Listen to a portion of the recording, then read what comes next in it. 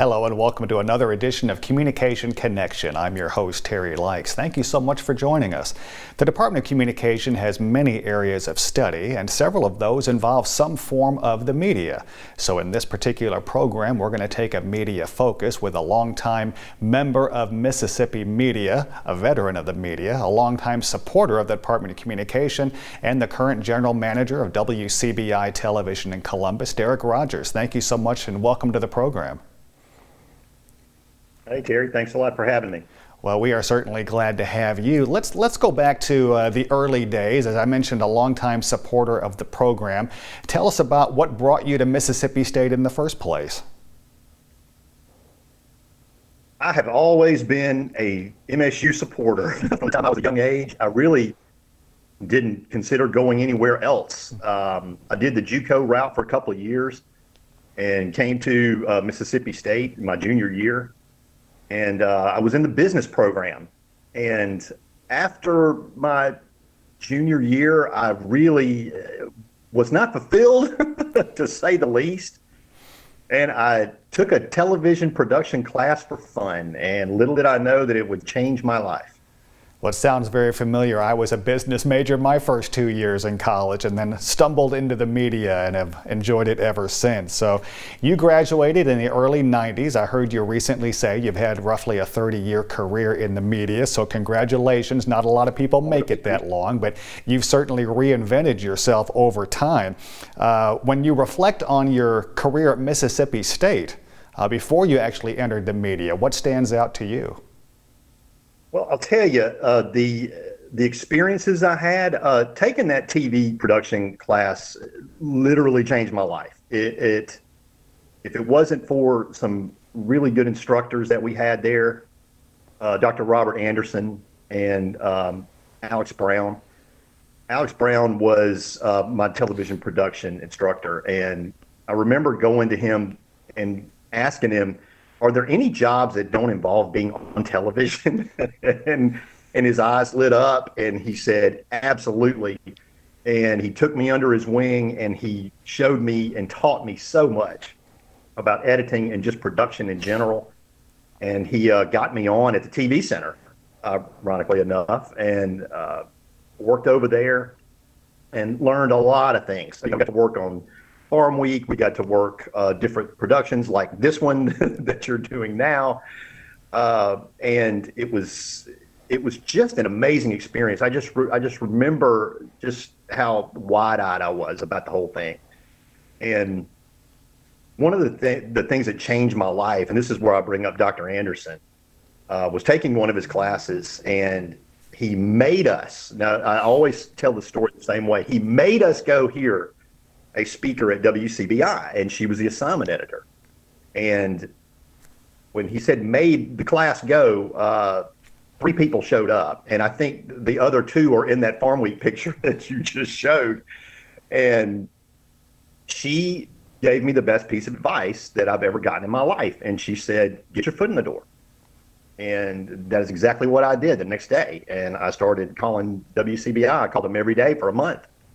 And I think just to shut me up, they let me come on board, and I did a small internship over here, and then they had an opening as a part-time studio camera operator. So I did that for a couple of years. I did it 2 days a week, on like Saturday and Sunday, and then it just sort of grew. So I was working at the TV Center, taking a full load, doing part-time at WCBI, and I was also working at a radio station. And I tell people this is the best time of my life. Never had more fun in my life than I did that semester. Well, we often talk with students about just getting the foot in the door, as you say, and one of the things that students don't often realize, and you're certainly a good example of this, is you might not have a career as, let's say, a television news anchor for 40 years. You're going to work in a variety of positions. Life has a way of presenting different opportunities, and you've worked in just about every aspect of television, haven't you? I have, and that's been one of the great things about being over here. Is starting in production. I eventually started directing newscasts, and moved on to promotions, commercial production, got into programming, eventually went into sales, and went into sales management. And that is what allowed me the opportunity to run a station. And so I feel like that, as I tell my staff, I've sort of walked a mile in your shoes. So it sort of helps me understand what they're going through and allows me, I think, to do a better job running a station. Many of our students are attracted to a major like this and to the media because of what they see as the glamour of working in television.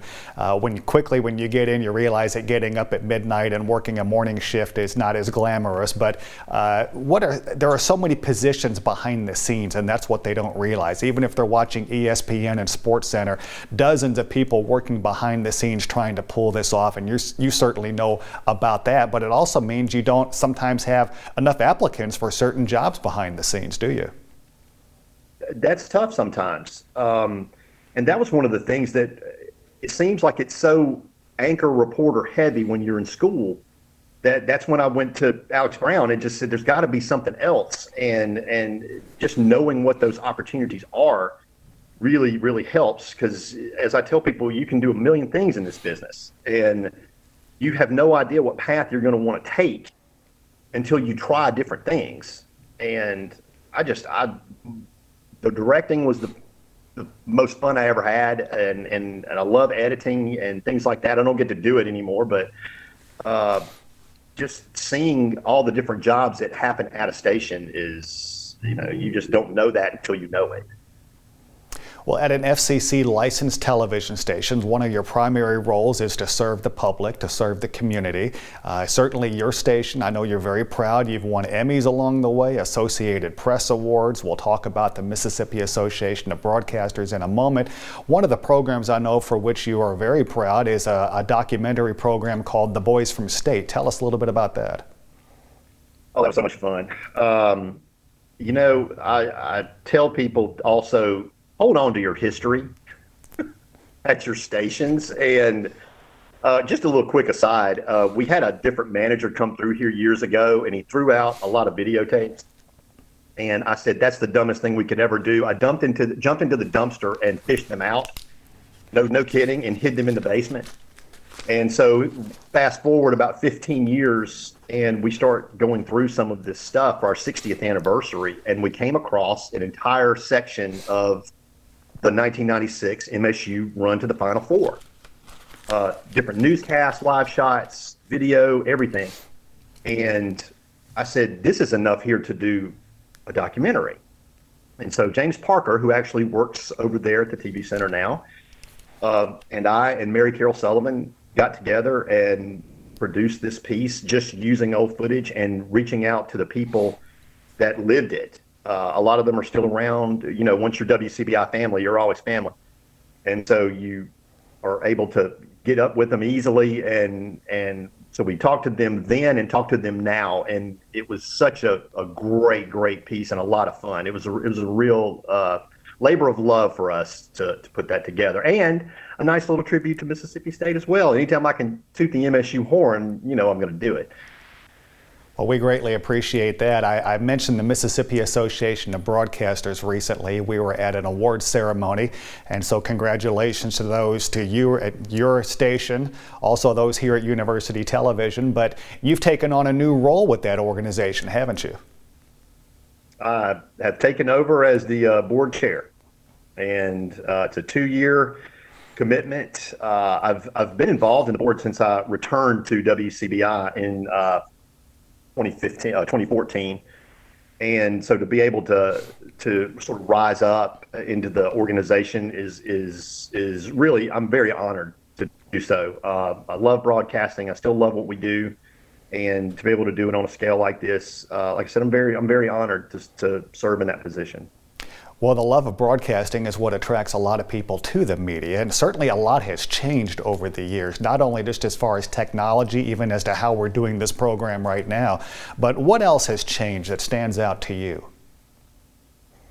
I think one of the biggest things is that for on-air people, this used to be a second or third stop along the way, and we're market 133, even though I don't think we act like a market 133.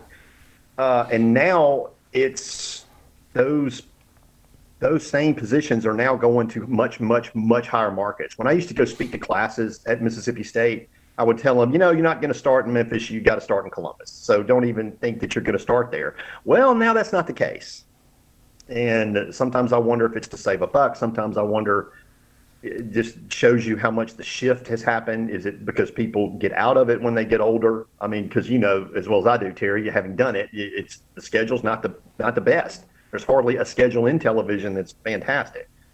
And so that has been a big change. And